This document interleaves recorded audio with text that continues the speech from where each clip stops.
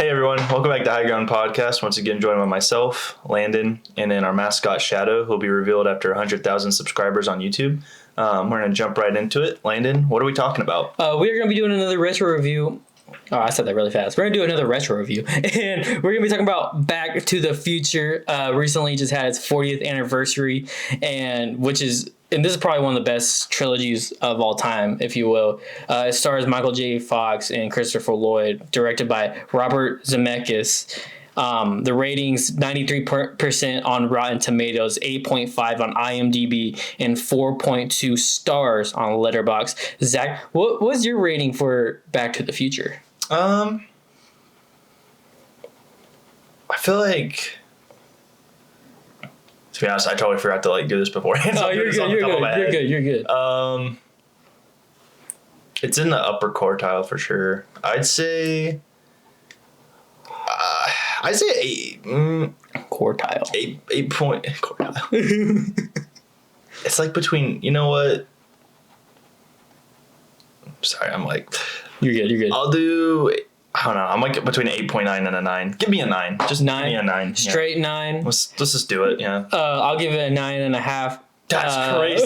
You just had to. Bro, I love this film. I've seen it so many times, all three of them. I keep saying spoilers if you haven't seen it, but it's been 40 years. I've always said I've always wanted a 6-hour cut of the film because they all lead into the next film. Yeah. So I've always wanted a 6-hour cut, just of them all meshed together and released in IMAX. Do that, dude. That's what I've been saying. That's something I really just long for.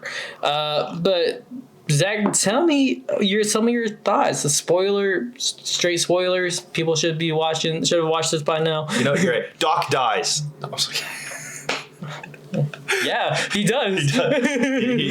He dies. Multiple times. I just wanted to be funny. Anyways. Not once, but twice. The whole franchise is good. It's one of those cases too where they know when to stop, and I think they did a good job of realizing we shouldn't drag this out. Yeah. So after the third one, they're like, all right, perfect. But no, that was a good. Even just I know we're talking about the first movie, we're talking about all of them, but the first one, specifically what we're talking about.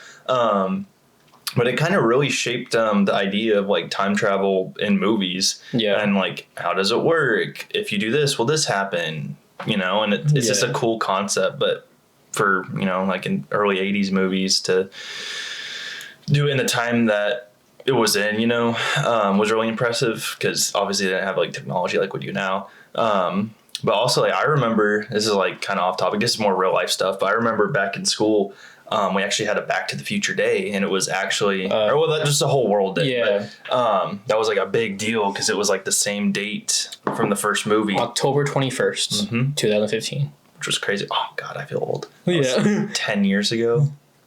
Such a good day. Nothing happened, by the way. Nothing. They did get some good stuff right from Back to the Future 2. They did predict some good stuff. Oh, yeah. That's the funny thing is time travel. But no, it was good. Obviously, you got Marty McFly, you got Doc. You have these icons, that have left the impact on pop culture. Back to the Future, especially. I mean, the references to whether it's direct references quoting Back to the Future or just literally spin-off show type stuff. I never watched it, but I forgot to have my alarm set. Oh, you're good. While I'm thinking about it, let me make sure that oh my gosh. We took all 4 of them. Hey, wake up. Anyway, sorry about that. But so yeah, it's I never watched it, but there's Rick and Morty, that's the spin-off based off that, I guess, but adult, so whatever. But you got Avengers Endgame, they literally are talking about time travel, and they're like, are you basing everything off Back to the Future right now? Back to the Future is a bunch of bullcrap. Yeah, dude, I'll never forget this. Back to the Future is, like you've already said it, one of like the greatest like impacts on pop culture. Yeah, it's iconic. One of the greatest, I mean, I think film series of all time. Doc Brown, Marty McFly. Their dynamic is good. Something that's really fun about this movie is that on paper it shouldn't work. Yeah, but it works, and I love that about this film. And there's not really much origin or anything. You know, we don't know how Doc and Marty met. Who cares? Like it just works. Why is Marty have a key to his house? I don't know, but hey, it works with. I don't know, dude. But yeah, this is such a good vibe, and I think we say this in like all of our '80s like reviews, but all these '80s films just captivate that '80s vibe, and this one obviously does the '50s vibe because 1955 is when they travel back in time. But yeah, just the Huey Lewis Power of Love playing the background, such an iconic film or sequence. But yeah, let's talk about like when he goes back in time, right? So he goes to Twin Pines Mall. Doc gets shot. He's running from the terrorists, and then, bro, it's so funny when they pull out the RPG. Oh, I know. That's the first time I ever watched that movie, I was like, no context could have saved me for what was about to happen. I was like, yeah. Huh? But then, of course, he gets in the DeLorean, goes 88 miles per hour, and travels back to 1955. Zach, what were some of your first thoughts when you saw like that? You're like, dude, what? Like, what just happened? What just happened? So as a kid, I'm pretty sure. I can't remember if it was my dad or my grandpa that showed me it the first time. It was probably my dad, but I remember watching it for the first time. I was old enough to understand what was happening, but I was young enough that like I was like, "What?" Yeah. You know? Like so. Yeah, my first reaction, I was like, and that's like quite literally almost every '80s movie is like, "What's happening?" And then by the end of the film, you're like, "Oh, yeah," which is just an '80s trope, I guess, which I love. I mean, clearly, but yeah. And then he goes back in time, and then you're like, "All right, the time travel, maybe." And then he goes to what was his house. And the neighborhood's not even there yet. Yeah, it's just like, huh? And then, obviously, then it gets really confusing because you have his mom. And that's like, it's still like the funniest running joke ever. Like that, That whole thing. But it's just like, that's your mom. Like, yeah. And then obviously the George McFly, him trying to. The plot of the movie is actually kind of fun. Like, oh yeah, because it's really it's kind of genius. You start off in 1985. Let me tell you about the time I met your dad. All right, travel back to 1955. Same thing happens except Marty takes his dad's place. Kind of weird, I know, but it sets up the plot for the movie, which is Marty McFly going by Calvin Klein and then trying to hook George up with his mom. And I think that's something that's really funny is when he confronts George as Darth Vader from the planet Falcon. What? I love it. He just references. It's just like... Yeah. Yeah, there's a lot of just great moments in this film. Him meeting his uncle who's always in jail, and then his uncle loves being in the crib because he likes being behind bars, and that's something that's funny. Or him having two TVs, and his other uncle being like, "You have two TVs? You must be rich." Like what? Because TVs are such a crazy. It's a fun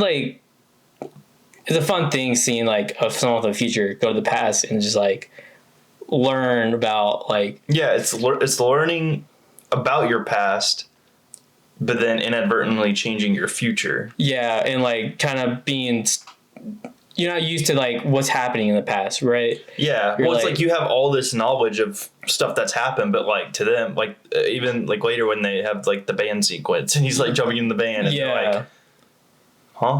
Like even him trying to like order a Pepsi Perfect, and he's like, Pepsi, or Pepsi free. He's like, Pepsi, you're gonna pay for Pepsi.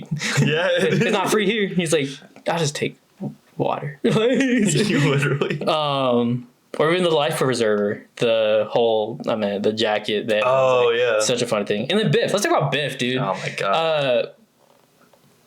I I think one of the best antagonists in history. Agreed. All of the versions of Biff. He's the bully that never grew up. His older self, him, his ancestor, Mad Dog Tannen, in the third film. Tell me something about Biff. Like, what's your thoughts on him? I mean, he's just not a good dude. I mean, you hate him at all. Like, I remember even the first man.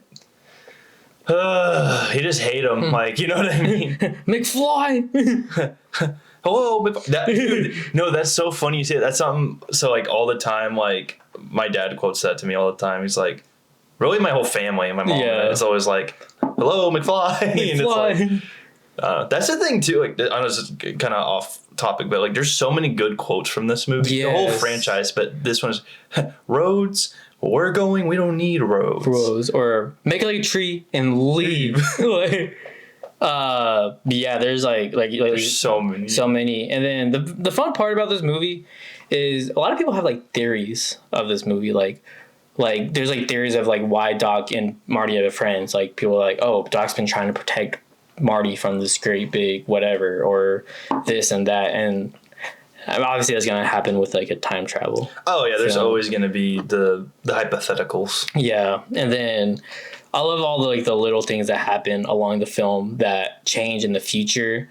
For example, when he comes to the past and he hits one of the pine trees and then come back to the future, the Twin Pines Mall is now the Lone Pine Mall because the one of the trees got broken. So the whole mall is a whole different name because of Marty. It's that whole joke of like, you kick a stone and the whole timeline changes. Exactly. You know? And then obviously the same thing in the third movie when the Clara Ravine is renamed to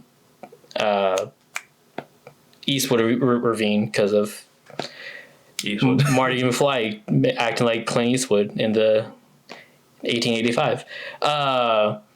Do you have any big stuff you want to bring up from this film or even just the trilogy in general? Yeah, I mean, Great Scott. You know? Great Scott. This is heavy. Yeah, but like there's obviously the whole final act where it's, you have the clock tower scene. Yeah. Chills, like, every time. It's iconic. That scene is, to me, that's when I think Back to the Future, like just as the movie, like the first one, that's the scene that always pops in my head first. Yeah. Because it was such like I don't know how to describe it. Not nerve wracking, but it's like, oh it's like you gotta go. Yeah, you gotta go, man. Yeah. But yeah, there's that, and then obviously just all the movies in general are good. But yeah, just the fact too, like you said, that's one of my favorite things, and it's such a unique thing that each movie just immediately feeds to the other. Yeah. Because like, can you imagine if we were our age now in that time when Back to the Future 1 came out. Yeah. And we watch it and it ends like that to where it's like, huh? Like, and it's whoa. Like, is there more? Is this how it is? And then Back to the Future 2 comes out and you're like, oh my gosh. Like, and then whoa. We're going to the future, which is funny because they go to the future and now it's like, obviously we're living in the future now. Yeah. And it's like, some stuff they got right, but then some stuff it's like, yeah, we have hoverboards, but they suck. They're like, it's hard to. It's not like what it's not percepted cool. In the film. It's not cool like yeah. But yeah, and the 2 and 3 are very good. Obviously, they came out in 88 and 89. Yeah, those films are good too, bro. The whole ending sequence of Back to the Future 2 is like some of the best like television ever. Like he gets stuck in 1955. He doesn't know what to do, and then this dude comes with a letter from 1885, and the letter's from Doc Brown. Yep. And the guy's like, we didn't think anyone would be here, but you're here. And he's like, the Doc's alive. And then he goes to the end of the first movie, and Doc's in like 1955. Doc Brown's like, man, I'd win. We did it. We sent Marty back. And then Marty comes running out the car. He's like, I'm back from the future. To be concluded, or concluded. But yeah, gosh, it's really cool. Such a good trilogy. Span. Yeah, I agree. I mean, we live in a world where there's just so many re-releases nowadays in theaters, which I love, and I know you love too. Yeah, it's like we love these movies, and it's different when you get to watch it on the big screen. Even if you've seen it 1,000 times. Like again, I wouldn't love. I don't know. I think I would still love Interstellar, but the magic wouldn't have been what it was if I hadn't got to see it on the big screen first.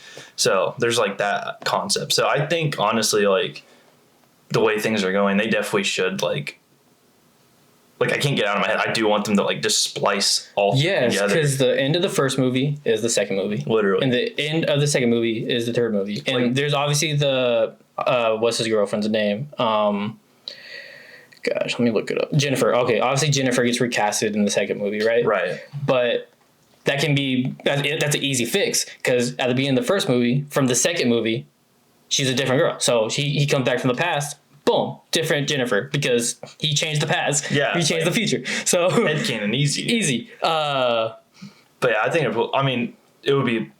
would be. It's not a hard thing to do. It really is not a hard thing to do. I mean, the only hard part would just be like that's a 6-hour movie, but you just put intermission in. Like we could do it. But put an intermission when he goes back to 1985. Exactly. And like obviously everything's messed up because of Biff Tannen. Such a good. We all would do that. I know, like everyone's Campbell, like, baby. Everyone's like Biff's a bad guy for doing that, but it's like obviously not everyone would go to that extreme. But like, no. If you had obviously that was Marty's idea, like going back in time and gambling on all the, the outcomes. We all would do that. Like, come on, you would do it. Like, don't act like you want it. But yeah, there is something I want to talk about in this movie, and I think I saw it on, or my brother brought it up to me. We're going to have to discuss this. Einstein, the dog, is like 30 years old. Oh, yeah. I think we talked about this off the podcast. Yeah. So, for context, Joey's a huge Back to the Future fan, too. Yeah. And I remember you told me because you were talking about it. So, go ahead. I'll let you propose the theory. So 1955, Einstein's there. Yeah. 30 years later, he's still alive.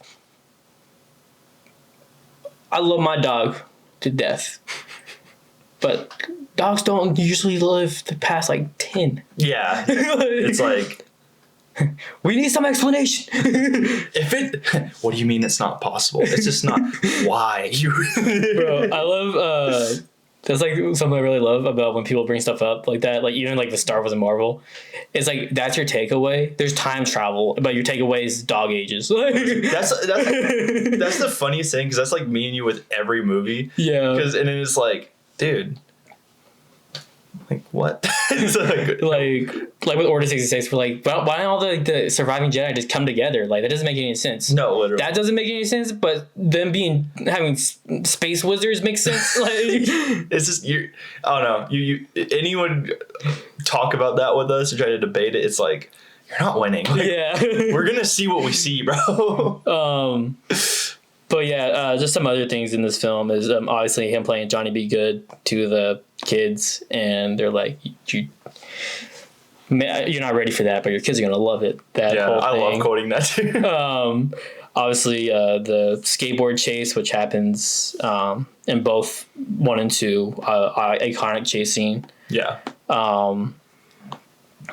That's pretty much it. You already mentioned the clock tower scene, which is obviously a big staple of this franchise and film. That too about the clock tower is like whenever he like some of the concrete of it gets knocked off from Doc Brown, and then every time you see the clock tower like in 1985 and 2015, that like it's still like that. Yeah. So like there's still like that's something that's really continuity very good in this film. Like it's very good. You can miss like the smallest like thing up in the first like 1955 when they're 1955, and then 2015 they're like it's the same thing, like it's still messed up or whatever. But yeah, that's pretty much it. George McFly trying to get Lorraine the whole movie with the help of his son Marty. Yeah, that's kind of all I got on this film. Oh wait, let's talk about the big punch at the end. George McFly. Oh, yeah. Clutching up, man. Finally did something, bro. Like, gosh. I thought that was so good because it was like obviously supposed to be Marty to be in that situation, but then Marty obviously gets taken out, bro. Like, yeah. But then George he's like, holy. Yeah. Which is also because like that, and you talking about cause and effect, like the beginning of the movie, George is like still getting bullied and walked over by Biff and everything. But then at the end of the movie, because of that, his parents are rich and successful. Rich and successful. And like, you know, he's not a loser. So what is this? Breakfast. What? huh? But yeah, that's pretty much all. That's all I got on the film. Yeah, I mean, out of every retro review we've done, I recommend these films. Like, oh yeah, 100. Over all of those. Like, if you're gonna start somewhere, start with Back to the Future. Like, that is arguably one of the best. So just 80s in general, that's one of the best starts you can do. Is just start with like one of the best. Yeah, I mean everything's iconic, from the writing to the actors to the effects to Doc Brown and Marty McFly to Huey Lewis to the theme song of it. The burr, burr, burr, oh yeah, the score was yeah. So everything's like, there is something, you'll find something you love in these films. Oh yeah. You have anything else? No, that's. Yeah, it's fantastic. Say it again. Something else that I really do like about this is that all the characters, they play like their ancestors or whatever. So, yeah. Like Marty plays his like kids in the future, and he also plays his like great grandpa in the past. So. Which I love that too. It's just a cool little detail that like there's a lot of attention to details in these movies. Yeah. Random question, Zach. Who's your favorite character in this film? Oh, and the Back to the Future? Yeah. Doc. I mean, come on. Yeah, I'm going to say the Doc, too. Come on, he's hilarious, dude. The president? Y'all, we love Jesus, we love the Bible, and we love sharing the Word of God, and I'm going to be doing that right now. I'm going to be doing Isaiah 26:4. I've probably done it before, but it's a good verse, so heck yeah. Trust in the Lord always, for the Lord God is the eternal rock. Pretty basic, pretty simple. Trust in God.